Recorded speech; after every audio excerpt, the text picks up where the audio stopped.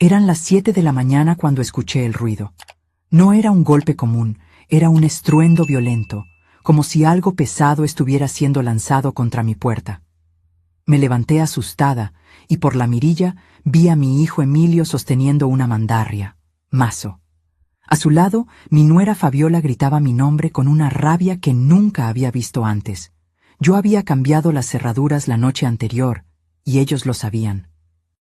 Cuando Emilio levantó el brazo para golpear de nuevo, una voz detrás de mí dijo con firmeza: «Yo me encargo de esto». La puerta se abrió, y lo que vieron del otro lado hizo que toda esa furia se transformara en pánico. Pero antes de continuar, asegúrate de ya estar suscrito al canal y escribe en los comentarios: ¿desde dónde estás viendo este video? Nos encanta saber hasta dónde están llegando nuestras historias. Mi nombre es Guadalupe. Tengo 64 años, y jamás imaginé que llegaría el día en que mi propio hijo intentaría derribar mi puerta para echarme de mi casa en Guadalajara. Pero para entender cómo llegué a ese punto, necesito retroceder 5 meses, al día en que abrí mi puerta y dejé entrar no solo a mi familia, sino a mi propia ruina. Era octubre. Había estado sola desde que perdí a mi esposo Francisco hace 4 años. La casa se sentía demasiado silenciosa, demasiado grande para una sola persona. Cuando Emilio me llamó diciendo que había perdido su trabajo y necesitaba un lugar para quedarse, mi corazón se llenó de esperanza. Finalmente tendría compañía. Volvería a haber vida dentro de estas paredes. Llegó un jueves con Fabiola y sus 2 hijos, Luis de 10 años y Sofía de 7. Traían maletas, cajas, muchísimas cosas. «Solo es temporal, mamá», me aseguró Emilio con un abrazo apretado. «Solo hasta que me reubique en el mercado laboral. 3 meses a lo sumo». Arreglé las habitaciones con cariño. Puse sábanas nuevas, toallas frescas, hasta compré juguetes para los niños. Había visto a mis nietos crecer a la distancia, en visitas rápidas y espaciadas. Ahora tendría la oportunidad de estar presente de verdad. O al menos eso creía. Las primeras semanas fueron buenas. Cocinaba para todos, jugaba con los niños en el patio, ayudaba a Sofía con su tarea. Fabiola parecía agradecida, siempre dándome las gracias, siempre educada. Emilio salía temprano a buscar empleo y regresaba cansado por la noche. No me importaba encargarme de todo. Al fin y al cabo, eran mi familia. Pero entonces comenzaron los pequeños cambios. Fabiola reorganizó la cocina sin preguntarme. «Es que es más práctico así, Guadalupe», me explicó con una sonrisa. Lo dejé pasar. Cambió los muebles de la sala, diciendo que necesitaba más espacio para que los niños jugaran. El sofá de Francisco, donde solía leer el periódico los domingos, terminó en la cochera. «Está muy viejo, Guadalupe. Es malo para la espalda de los niños». Me tragué el dolor y acepté. Eran mis nietos, mi familia viviendo conmigo. Podía hacer ese sacrificio. Fue en el segundo mes que las cosas cambiaron de verdad. Fabiola empezó a traer a sus amigas a almorzar a casa sin avisarme. Ocupaban mi sala, se reían fuerte, dejaban desorden. Una vez escuché a una de ellas comentar: «Qué casa tan grande, Fabiola, debe valer una fortuna aquí en este barrio de Polanco». Mi nuera solo sonrió y respondió: «Pues sí, algún día será nuestra». Esas palabras me helaron, pero traté de ignorarlas. Seguramente era solo una manera de hablar, nada más. Emilio seguía sin conseguir trabajo. Decía que estaba difícil, que el mercado estaba parado. Le ofrecí ayuda, dinero para que tomara cursos, actualizara su currículum.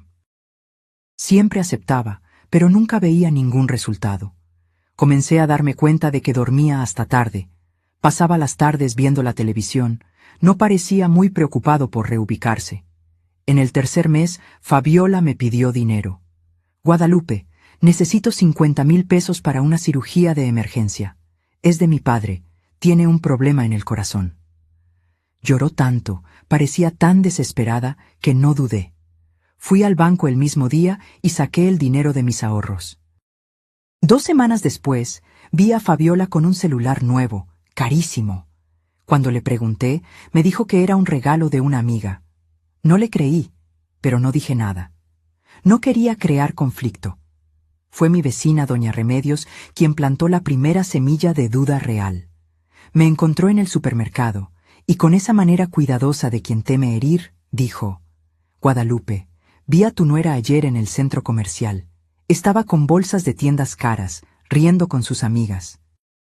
Y me enteré de que su padre murió hace 3 años. No puede estar enfermo. Sentí que el suelo desaparecía bajo mis pies. Volví a casa en silencio, con esa información martillando en mi cabeza. Me había mentido.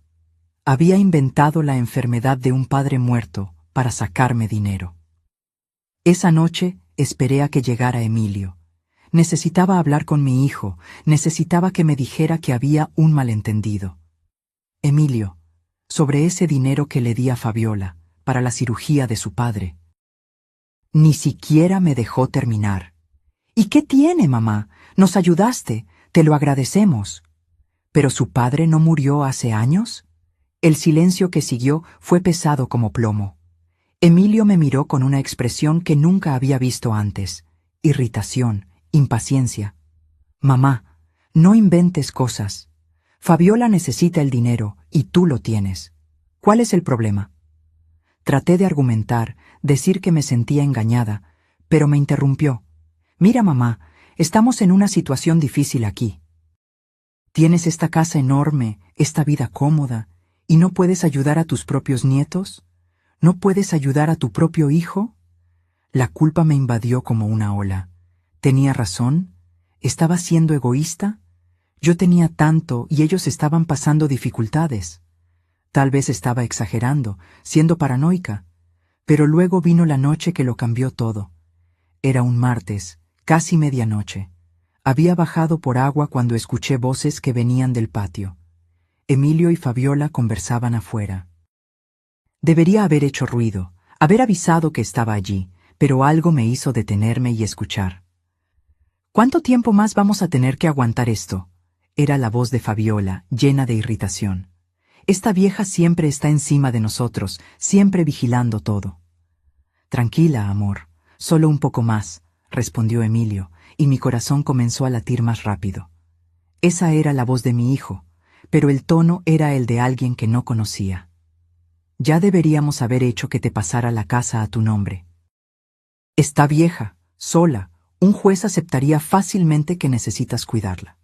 Sentí mis piernas temblar, pero seguí escuchando, paralizada. Lo sé, continuó Emilio, pero tiene que ser en el momento adecuado. Si nos apresuramos, desconfía. Déjame seguir trabajándola un poco más. En 2 meses firmará todo lo que queramos. ¿Y después? Después la metemos en un asilo barato y vendemos esta casa. Aquí vale fácilmente unos 5 millones de pesos. Nos da para comprar un apartamento nuevo y hasta sobra. No pude escuchar más. Mi cuerpo entero temblaba. Volví a mi habitación sin hacer ruido, cerré la puerta con llave y me senté en la cama, tratando de procesar lo que acababa de escuchar. Mi hijo, el bebé que llevé en mi vientre, el niño que crié sola después de que su padre se fue, el joven al que ayudé a pagar la universidad trabajando en 2 empleos, estaba planeando robarme. No dormí esa noche.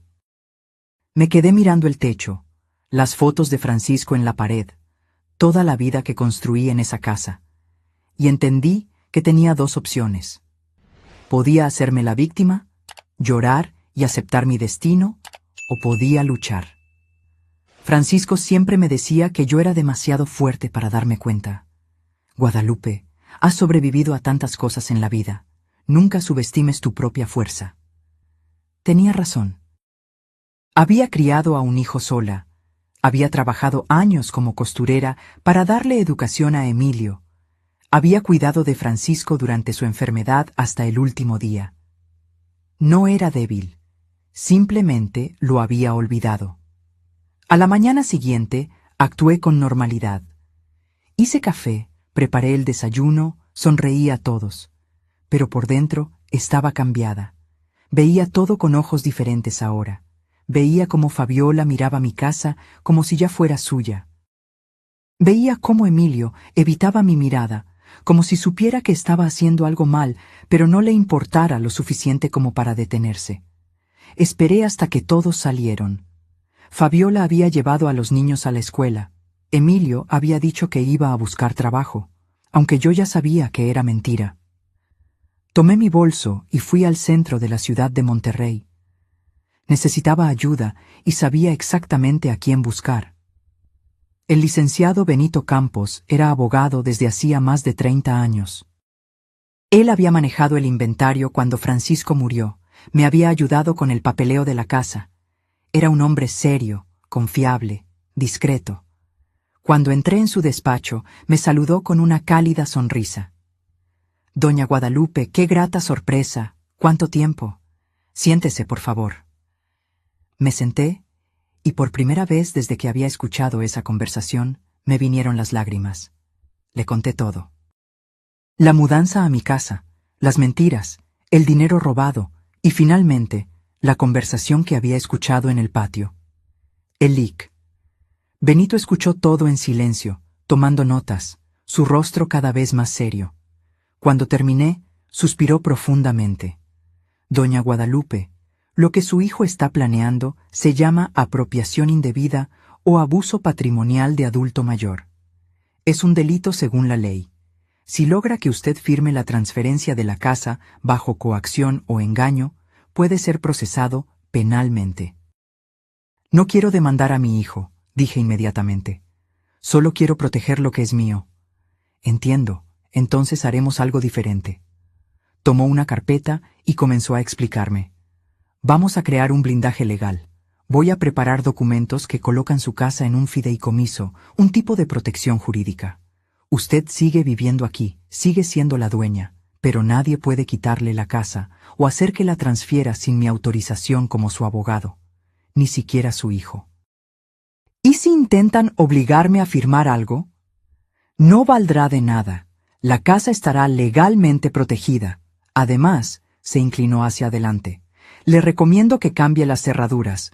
Es su casa, tiene todo el derecho, y si su hijo intenta entrar por la fuerza, estará cometiendo allanamiento de morada». La idea de cambiar las cerraduras me dio un nudo en el corazón. Era como cerrarle la puerta a mi propio hijo. Pero luego recordé sus palabras en el patio. «Después la metemos en un asilo barato». Él ya me había cerrado la puerta primero. «¿Cuánto tiempo se tarda en preparar esos documentos?», pregunté.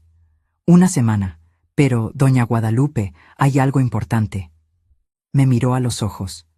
«Necesitará pruebas de esa conversación que escuchó, de sus planes, porque si esto llega a la justicia, su palabra contra la de ellos puede no ser suficiente».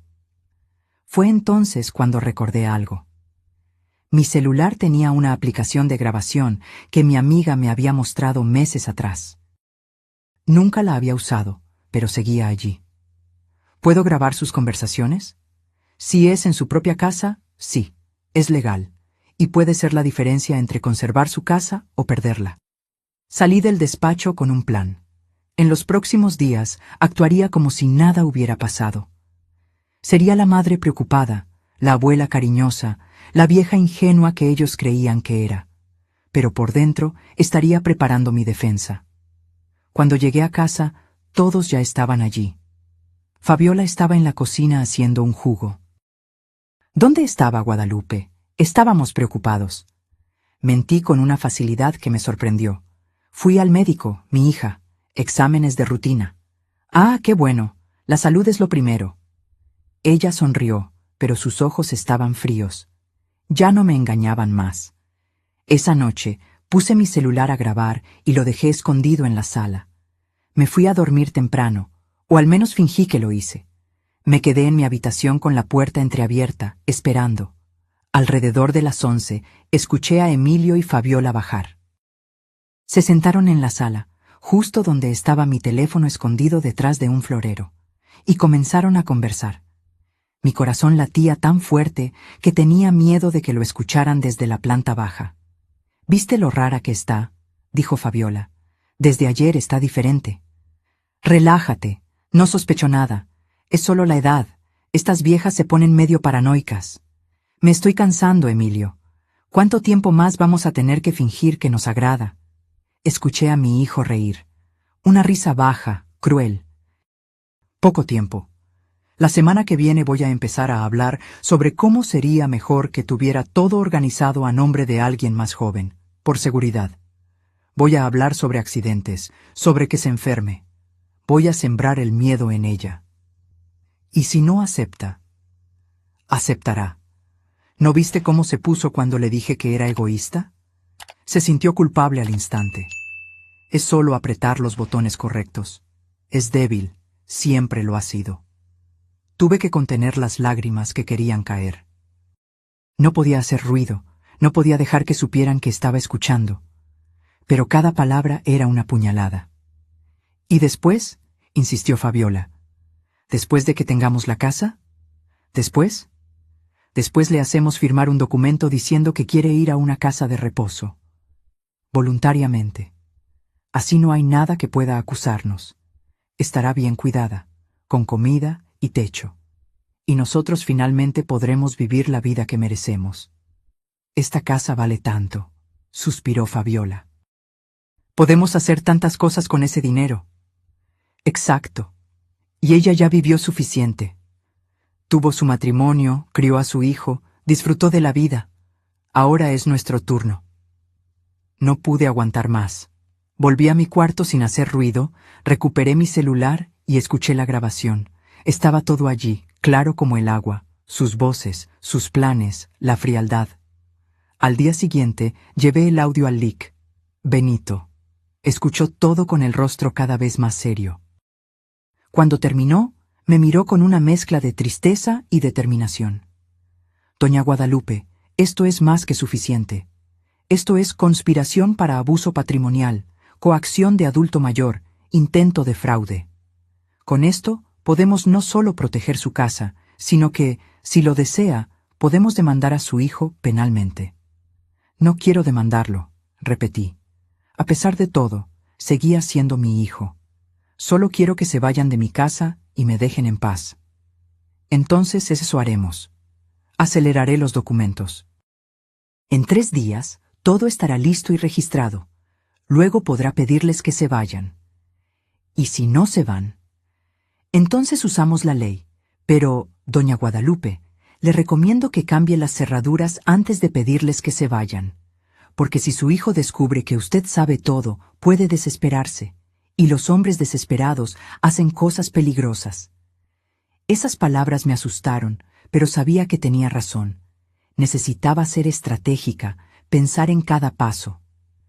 Pasé los 3 días siguientes en un estado extraño. Por fuera era la Guadalupe de siempre. Cocinaba, limpiaba, jugaba con mis nietos, pero por dentro me estaba preparando para la guerra. Organicé mis documentos, separé mis joyas en un lugar seguro, saqué copias de todo lo importante. El miércoles, el LIC. Benito me llamó. Está listo. Puede venir a firmar esta tarde. Inventé una excusa cualquiera sobre ir al banco y salí. En su despacho firmé página tras página. Documentos que colocaban mi casa en un fideicomiso irrevocable, que me nombraban como beneficiaria vitalicia, que impedían cualquier transferencia sin la autorización expresa del abogado. Cuando terminamos, me entregó una carpeta gruesa. Estos son sus documentos. Guárdelos en un lugar seguro. Y me entregó una tarjeta. Es el contacto de un cerrajero de confianza. Puede ir a su casa esta noche, después de que todos duerman. Cambiará todas las cerraduras sin hacer ruido. Miré esa tarjeta. Era real. De verdad iba a hacer esto. Iba a encerrar a mi hijo fuera de mi propia casa. Una parte de mí se sentía monstruosa, pero luego recordé su risa en la grabación. Su plan de tirarme a un asilo. Gracias, Lic, Benito, por todo. Doña Guadalupe, usted está haciendo lo correcto, y si me necesita para cualquier cosa, estaré aquí. Por cierto, dudó. Cuando les pida que se vayan, me gustaría estar allí, como testigo, y para asegurar que todo se haga legalmente. Estuve de acuerdo. Tener a alguien a mi lado me hacía sentir menos sola. Esa noche esperé a que todos durmieran. Alrededor de la medianoche, llegó el cerrajero. Era un hombre mayor, de unos 70 años, que trabajaba desde hacía décadas.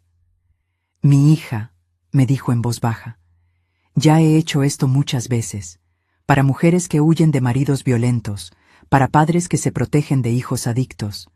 Usted no está sola en esto». Sus palabras me reconfortaron más de lo que imaginaba. Trabajó durante 2 horas, cambiando las cerraduras de la puerta principal, de la puerta de la cocina, de la cochera. Cuando terminó, me entregó un manojo de llaves nuevas. «Estas son las únicas copias, guárdelas bien. Y si puedo darle un consejo, cuando tenga que enfrentarlos, no vacile. La gente así percibe la debilidad y la usa en nuestra contra». Le pagué y se fue. Me quedé sola en la sala, sosteniendo esas llaves, sabiendo que acababa de cruzar una línea de la que nunca podría volver. Pero no me arrepentí. A la mañana siguiente, llamé al LIC. «Benito, ¿puede venir mañana, viernes? ¿Temprano en la mañana? ¿A qué hora?» 6:30, antes de que se despierten. Entre por la puerta trasera, la dejaré abierta, y quédese adentro hasta que lo llame. Entendió de inmediato. «Perfecto. Llevaré los documentos y un notificador, solo por precaución». Cuando colgué, sentí una mezcla de miedo y alivio. Iba a terminar. De una forma u otra, el viernes todo iba a acabar.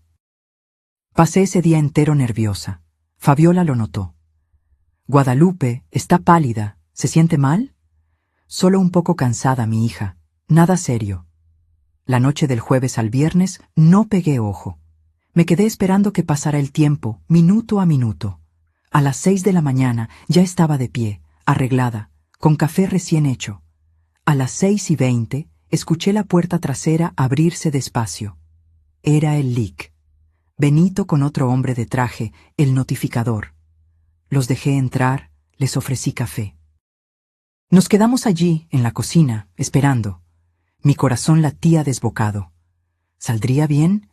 ¿Entendería mi hijo? ¿O intentaría algo peor? A las 6:30 en punto, escuché el primer ruido. Pasos apresurados en el piso de arriba, una puerta abriéndose, Fabiola gritando algo.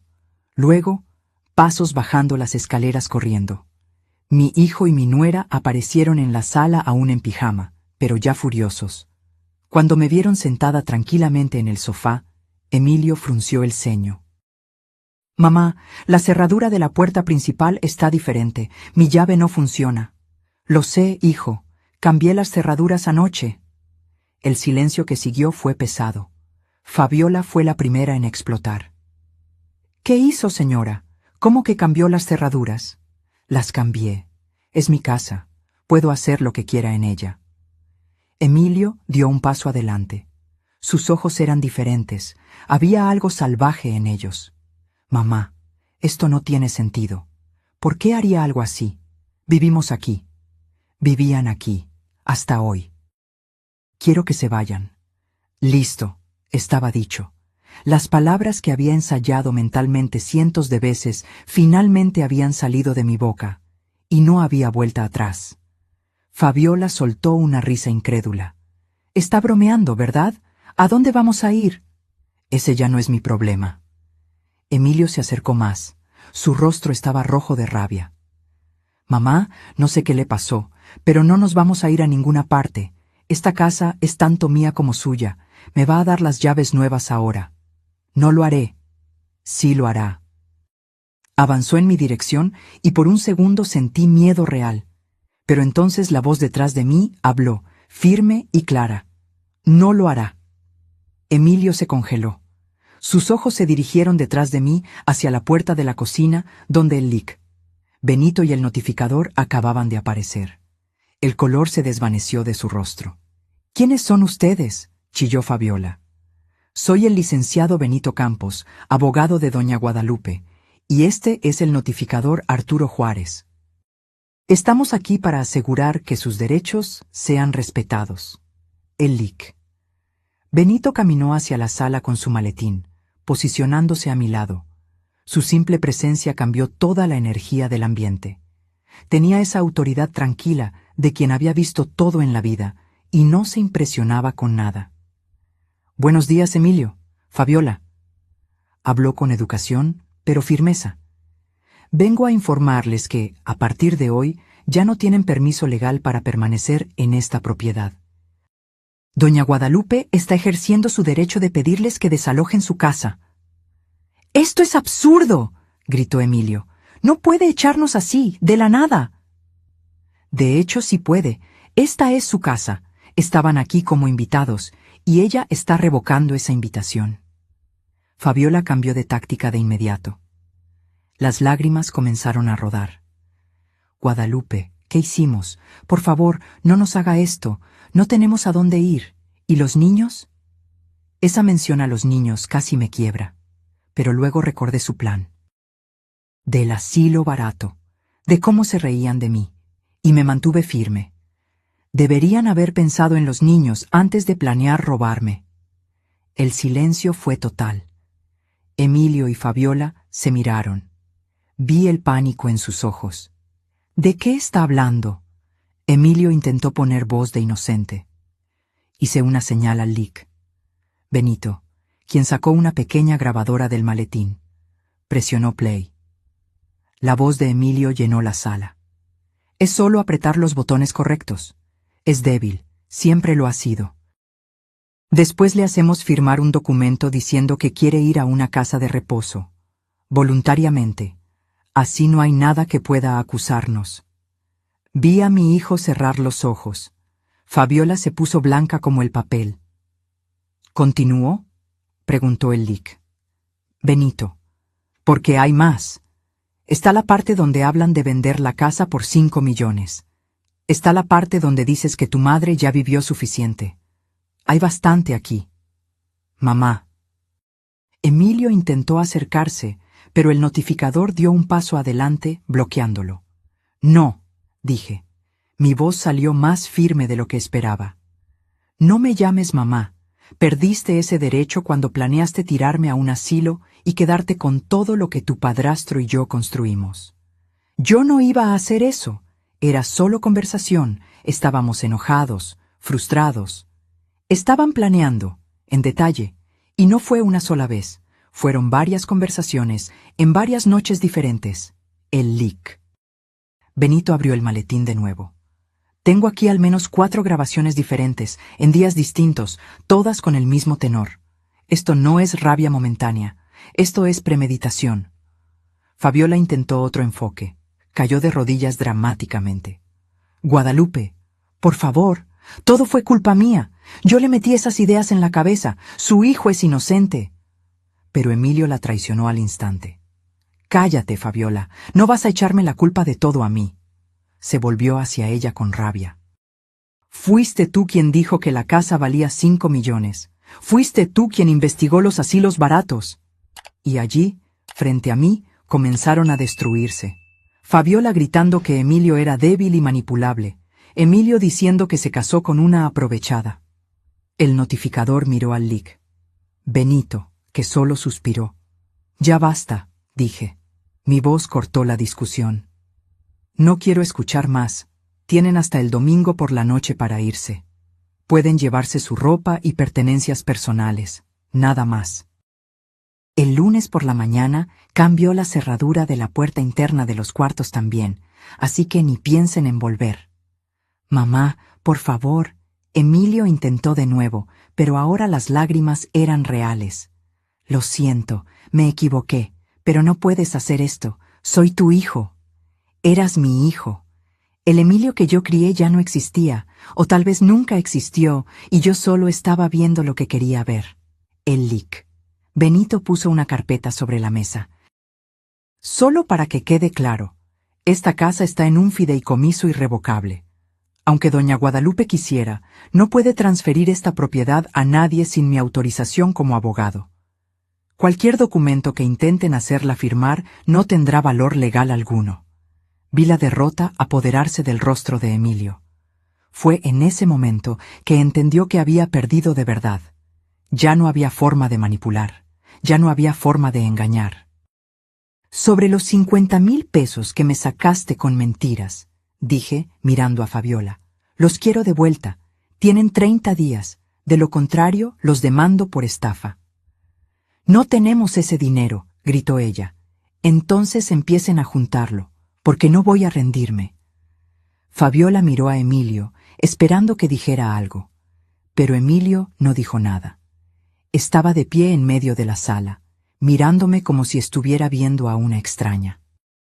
Tal vez era exactamente eso en lo que me había convertido para él, una extraña que no se dejaría manipular más. «Tienen hasta el domingo a las 6 de la tarde», repitió el lic.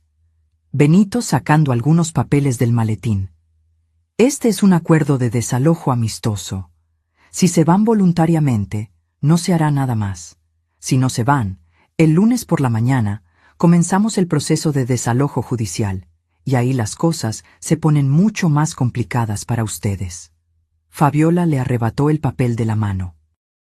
Sus ojos recorrían las líneas, buscando alguna laguna legal, alguna salida. No la iba a encontrar. El lic. Benito era demasiado bueno en lo que hacía. «¿Y los niños?», dijo, cambiando de táctica de nuevo. «¿Van a poner a 2 niños en la calle? ¿Qué clase de abuela hace eso?». Esas palabras fueron hechas para lastimarme, y lo hicieron, pero estaba preparada. La clase de abuela que no va a permitir que usen a sus nietos como escudo. Luis y Sofía no tienen culpa de nada. Pero ustedes, como padres, tienen la responsabilidad de cuidarlos, no yo. «Usted siempre fue una egoísta», escupió Fabiola. «Siempre pensó solo en usted. Emilio me contó lo fría que era con él de niño». Miré a mi hijo. «¿Fui fría? ¿Cuando trabajaba en 2 tiendas para pagar tu escuela privada en Coyoacán? ¿Cuando me quedaba despierta hasta tarde haciéndote la ropa porque no tenía dinero para comprarla? ¿Cuando te llevaba al médico incluso sin tener seguro de gastos médicos?» Emilio desvió la mirada. No podía mirarme. «Di todo por ti». Mi voz se quebró, pero continué. «Todo. Y estuviste dispuesto a tirarme como basura». «No era así», murmuró. «Era exactamente así. Ustedes dijeron, ella ya vivió suficiente, como si mi vida ya no tuviera valor, como si yo fuera un estorbo que necesitaba ser removido para que ustedes consiguieran lo que querían». Lágrimas rodaron por mi rostro, pero no eran lágrimas de debilidad. Eran lágrimas de liberación, de rabia, de dolor, sí, pero también de fuerza. Fabiola tiró el papel sobre la mesa. «Se va a arrepentir de esto. Se va a quedar aquí sola en esta casa enorme, sin nadie. Va a morir sola. Prefiero morir sola que vivir rodeada de víboras». El notificador tosió, llamando la atención. «Señora, señor, sugiero que comiencen a organizar sus cosas. El domingo llega rápido». Emilio finalmente reaccionó. Dio un paso en mi dirección y por primera vez en la vida sentí miedo de mi propio hijo. ¿Cree que se va a salir con la suya así? ¿Cree que puede simplemente echarme? No necesito creerlo. Ya lo hice. Mi voz no tembló. «Ya veremos». La amenaza estaba clara en su tono. «Ya veremos». El lic. Benito se interpuso entre nosotros. «Señor Emilio, cualquier intento de coacción, amenaza o violencia contra su madre será reportado a la policía inmediatamente. Y con las grabaciones que tenemos, usted no quiere complicarse aún más. Créame». Hubo un momento de tensión donde pensé que Emilio se abalanzaría sobre el abogado. Sus puños estaban cerrados, su rostro rojo. Pero entonces Fabiola tiró de su brazo. «Vamos, no vale la pena». Me lanzó una mirada llena de odio. «Esta vieja no vale nuestro tiempo». Subieron las escaleras dando portazos. Escuché puertas golpeando, voces alteradas, cosas siendo tiradas. Luis y Sofía se despertaron llorando, sin entender lo que estaba pasando. Mi corazón se rompió al escuchar la voz asustada de Sofía. «Mami, ¿por qué tenemos que irnos?». Quise subir, quise abrazar a mis nietos, explicarles que no era culpa de ellos. Pero el lic. Benito tocó mi brazo suavemente. «No vaya arriba. Cuanto menos contacto ahora, mejor». Tenía razón. Lo sabía, pero dolía igual. El notificador se quedó 1 hora más hasta asegurarse de que no habría violencia. Cuando se fue, el lic. Benito se sentó conmigo en la cocina. Doña Guadalupe, los próximos días serán difíciles. Intentarán todo para hacerla cambiar de opinión. Usarán a los niños, harán chantaje emocional, tal vez hasta amenacen. Necesita mantenerse firme. Lo sé, lo lograré. Si necesita algo, puede llamarme a cualquier hora. Dejé mi celular personal en esa tarjeta. Cualquier cosa, y digo cualquier cosa en serio, me llama. Cuando se fue, me quedé sola. La casa estaba extrañamente silenciosa abajo, pero arriba era un caos. Escuchaba cajas siendo arrastradas, cosas golpeando, discusiones constantes entre Emilio y Fabiola. Fui al patio. Necesitaba aire, espacio para respirar. Me senté en el banco de madera que Francisco había construido años atrás, donde solíamos tomar café por las tardes de domingo. Miré la casa, las ventanas del segundo piso donde mi hijo estaba probablemente maldiciendo mi nombre. ¿Cómo había llegado a este punto? ¿En qué momento todo había salido tan mal? Doña Remedios apareció en el muro que dividía nuestros patios. Tenía al menos 75 años, pero era astuta como nadie. «Guadalupe, ¿todo bien?» Escuché ruido temprano. Le conté todo. No tenía motivo para esconderlo. Escuchó todo en silencio, asintiendo con la cabeza. «Hiciste lo correcto». «Sé que duele, pero hiciste lo correcto». «No lo parece. Porque eres madre, y una madre siempre se siente culpable, incluso cuando la culpa no es suya». Se apoyó en el muro. ¿Sabes cuántas mujeres vi en mi vida ser destruidas por sus propios hijos? Decenas. ¿Y sabes cuántas tuvieron el coraje de hacer lo que tú hiciste? Casi ninguna. La mayoría murió sola en asilos, después de firmar todo para el hijo y ser olvidada. Sus palabras me consolaron más de lo que imaginaba. Ahora aguanta estos días, no flaquees, y cuando se vayan, reconstruyes tu vida, porque aún tienes tiempo, Guadalupe. Tienes mucha vida por delante. Los 2 días siguientes fueron los peores de mi vida. Peor incluso que cuando Francisco murió, porque al menos en su muerte había amor. Había luto legítimo. Aquí había traición, rabia, resentimiento. Emilio apenas me hablaba. Cuando nos cruzábamos en la casa, desviaba la mirada. Pero Fabiola atacaba siempre que tenía oportunidad. Debe estar feliz, ¿verdad? Se va a quedar con su casa grande solo para usted. Espero que valga la pena cuando se esté muriendo sola aquí. Yo no respondía. Había aprendido que responder solo alimentaba la pelea. El sábado por la mañana, Luis bajó a la cocina. Tenía los ojos rojos de tanto llorar. Mi corazón se encogió. «Abuela, ¿por qué nos está haciendo esto?» Me arrodillé frente a él. Sostuve sus pequeñas manos. «Luis, mi amor, no es contigo. Nunca fue contigo o con Sofía. No hicieron nada malo. Pero vamos a tener que cambiar de escuela. Mami dijo que vamos a vivir lejos. Lo sé, mi ángel, y lo siento mucho, pero esto es algo entre adultos, de lo que no tienes que preocuparte. Papi dijo que usted es mala, que está siendo egoísta». Aquello dolió más que cualquier cosa que Fabiola había dicho.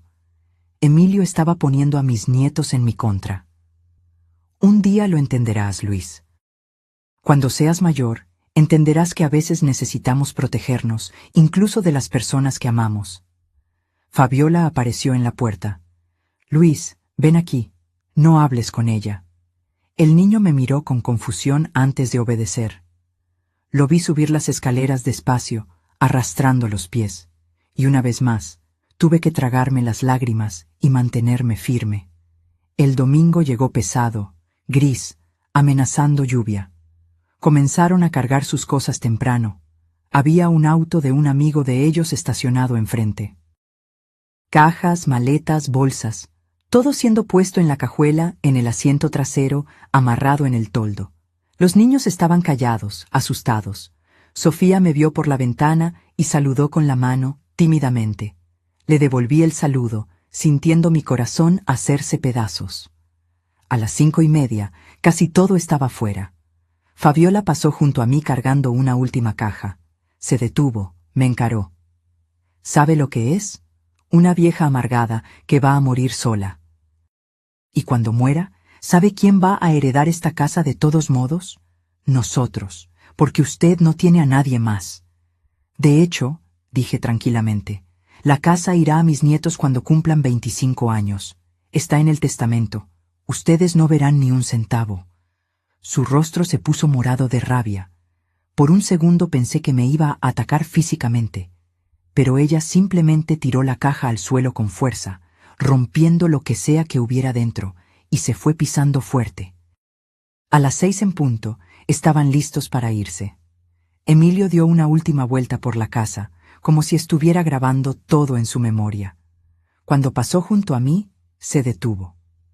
Se va a arrepentir de esto. No lo haré. Sí lo hará, porque va a envejecer sola en esta casa, y cuando necesite a alguien, no tendrá a nadie. Sus preciosos nietos se olvidarán de usted, y va a morir sola, igual que murió Francisco. Esa mención a Francisco, a mi esposo, fue demasiado. Sentí la rabia subir por mi garganta. Francisco murió rodeado de amor, murió con dignidad, con respeto, y si muero sola, al menos moriré libre.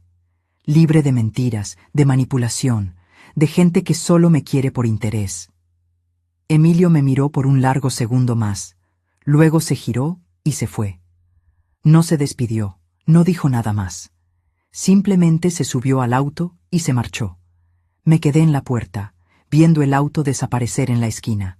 La lluvia comenzó a caer, leve primero, luego más fuerte.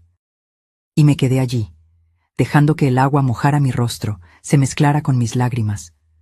Cuando finalmente entré y cerré la puerta, la casa estaba en silencio absoluto, un silencio diferente. Ya no era el silencio pesado de antes, lleno de tensión y mentiras. Era un silencio limpio. Vacío, sí, pero limpio. Caminé por la casa despacio. La sala donde Fabiola había cambiado todo estaba desordenada, con marcas en el suelo donde los muebles habían sido arrastrados. El cuarto donde dormían tenía basura esparcida, cosas rotas a propósito. Era como si hubieran dejado destrucción como última venganza. Pero no me importó. Podía limpiar, podía arreglar, podía reconstruir. Fui a mi cuarto, me senté en la cama y por primera vez en meses respiré hondo sin sentir un peso en el pecho. Doña Remedios apareció por la puerta trasera 1 hora después, con un plato de comida. Me imaginé que no tendrías ánimo para cocinar. Comimos juntas en la cocina, en silencio la mayor parte del tiempo. No necesitaba palabras. Ella entendía. La semana siguiente fue extraña. La casa parecía demasiado grande, demasiado silenciosa. Me despertaba por la mañana, y por un segundo olvidaba que se habían ido. Preparaba café para 4 personas antes de recordar que estaba sola. Comencé a limpiar la casa de verdad. Tiré todo lo que Fabiola había dejado, todos los cambios que ella había hecho. Volví a colocar mis muebles en sus lugares originales. Colgué las fotos de Francisco de vuelta en las paredes. Poco a poco, la casa volvió a ser mía. El LIC. Benito llamaba todos los días. ¿Cómo está, doña Guadalupe? ¿Necesita algo? Estoy bien, mejor de lo que imaginaba. ¿Y sobre el dinero? ¿Se pusieron en contacto? No, y no lo harán, lo sé. Entonces comenzaré el proceso legal la próxima semana. ¿Está segura? Pensé por un momento. ¿De verdad quería demandar a mi hijo? Pero luego recordé. No se trataba de castigo, se trataba de justicia, se trataba de demostrar que las acciones tienen consecuencias. Estoy segura. En la segunda semana comencé a salir más. Volví al grupo de costura que había abandonado cuando se mudaron. Las mujeres me recibieron con abrazos, con preguntas, con apoyo. Muchas de ellas tenían historias parecidas, hijos que habían intentado aprovecharse, familias que las trataban mal. «Fuiste valiente», dijo doña Teresa, una señora de 80 años que cosía como nadie. «Mucha gente no tiene ese coraje. Fue a través del grupo que conocí a Mari Carmen. Tenía 60 años, también era viuda y acababa de pasar por algo similar con una hija. Nos hicimos amigas rápidamente. Empezó a venir a casa, veíamos películas, cocinábamos juntas, conversábamos durante horas. ¿Sabes qué me di cuenta? Me dijo una tarde, mientras tomábamos té en mi patio. Pasamos tanto tiempo definiendo nuestra identidad a través de ser madre, ser esposa, ser abuela, que olvidamos quiénes éramos debajo de todo eso. Tenía razón. Yo había sido Guadalupe la esposa, Guadalupe la madre, pero ¿quién era solo Guadalupe? Comencé a descubrirlo. Volví a pintar, algo que no hacía desde antes de casarme. Compré lienzos, pinturas, pinceles. No era buena, pero no importaba. Era solo mío, algo que hacía por placer, no por obligación. Adopté un perro. Un mestizo de la calle que doña Remedios había encontrado herido. Lo llamé Valiente. Dormía en mi cama, me acompañaba por la casa, se sentaba en el patio mientras yo pintaba. Era compañía sin exigencias, amor sin condiciones. En el tercer mes, después de que se fueron, recibí una llamada. Número desconocido. ¿Aló? ¿Abuela? Era Sofía. Mi corazón se disparó. Mi amor, ¿cómo estás? Abuela, quería pedirte disculpas por lo que hicieron mi papá y mi mamá. Escuché las cosas que decían. Debí habértelo contado. No, mi ángel, no era tu responsabilidad. Se divorciaron, ¿sabes? Mi mamá se fue. Dijo que mi papá era débil, que merecía algo mejor. Y mi papá está diferente. Está amargado, enojado todo el tiempo. Sentí una punzada de tristeza, pero no de culpa. Emilio había tomado sus decisiones. Estaba cosechando lo que sembró. ¿Y tú y Luis? Estamos viviendo con mi papá en un apartamento pequeño en Ecatepec. No está mal, pero... dudó. Te extrañamos, abuela. Las lágrimas vinieron. Yo también los extraño, muchísimo. ¿Podemos visitarte uno de estos días? Papá no necesita saberlo. Pensé en decir que sí de inmediato, pero me contuve. Sofía, me encantaría verlos, pero tiene que ser con permiso de tu padre. Él sigue siendo tu padre, y no voy a interferir en eso. Nunca va a dejar.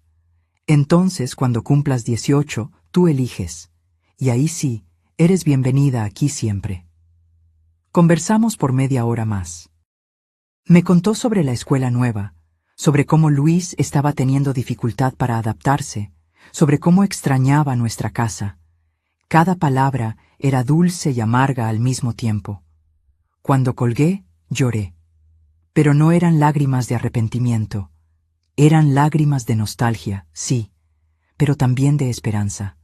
Un día mis nietos entenderían. Un día vendrían a visitarme por voluntad propia. El LIC. Benito consiguió una orden judicial para que Emilio y Fabiola devolvieran los 50,000 pesos.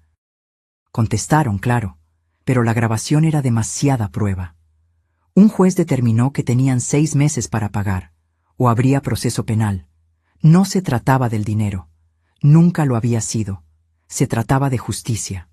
Demostrar que yo no era la vieja ingenua que ellos pensaron que era. En el cuarto mes, cambié los colores de toda la casa. Pinté la sala de un azul claro que siempre quise, pero que a Francisco no le gustaba. Cambié las cortinas por unas modernas, ligeras. Compré plantas, muchas plantas, y transformé un rincón del patio en un jardín pequeño, pero lleno de flores. Mari Carmen me ayudó. Doña Remedios también.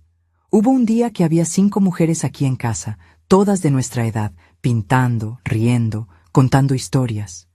Fue uno de los días más felices que tuve en años. Hoy, 6 meses después de ese domingo lluvioso, me despierto, y lo primero que veo es a Valiente durmiendo a los pies de la cama. La segunda cosa es la luz del sol entrando por la ventana, iluminando la pared azul que elegí. Y la tercera cosa es la sensación de paz. No es una paz perfecta. Aún hay días que pienso en Emilio, que me pregunto cómo está, si está bien. Aún extraño a mis nietos, aún duele, Probablemente siempre dolerá un poco, pero es un dolor diferente. No es el dolor de estar siendo usada, manipulada, engañada. Es el dolor del luto. Del luto por una relación que murió, por una versión de mi hijo que tal vez nunca existió realmente. Mari Carmen viene a almorzar hoy.